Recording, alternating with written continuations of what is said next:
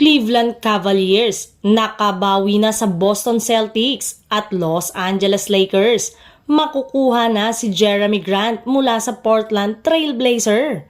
Yan nga ang mga pag-uusapan natin ngayon mga ka-frontcourt for today's video. Tuluyan na nga na nakabalik ang Cleveland Cavaliers sa winning column matapos nila na matalo ang ating defending champion na Boston Celtics ngayong araw sa score na 115-111 sa pangunguna ni Donovan Mitchell na nakapagtala ng 35 points at Darius Garland na kumuha naman ng 22 points. At dahil nga sa kanilang pagkapanalo ay nananatili pa rin ang mga Cavs bilang best team hindi lang sa Eastern Conference kundi pati na rin sa buong NBA sa kanilang hawak na record na 18 wins at 3 losses. Kaya naman nga natiis pa ng kanilang superstar na si Donovan Mitchell na magbigay ng babala sa Celtics.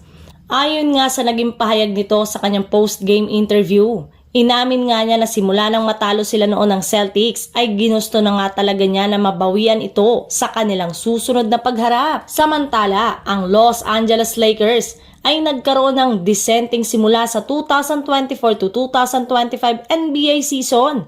Hawak ang record na 12 wins at 8 loss record ay kasalukuyang nasa playoff spot. Ang tagumpay nila ay pinangungunahan ng magandang performance ni Anthony Davis na may average na 28.4 points, 11.6 rebounds at 2.1 block per game at ni LeBron James na nagtatala ng 22.3 points, 8.2 rebounds at 99.1 assists bawat laro. Ang kombinasyon ng dalawa ay nagiging dahilan upang manalo ang Lakers laban sa kahit sinong kalaban kapag sila'y nasa magandang kondisyon. Gayunpaman, meron pa rin ngang mga hamon na kailangang harapin ng kanilang team. Isa sa mga ito ay ang kawalan ng consistent na ikatlong scorer na kayang mag-ambag ng 20 points kada laro at suportahan sina Davis at James. Bukod dito, kailangan din ng Lakers ng isang maaasahang starting center upang si Davis ay makapaglaro sa kanyang paboritong posisyon bilang power forward.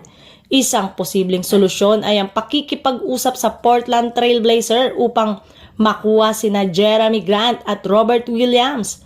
Si Grant ay isang versatile na forward na may average na 16.1 points at 36.3% shooting sa 3-point range.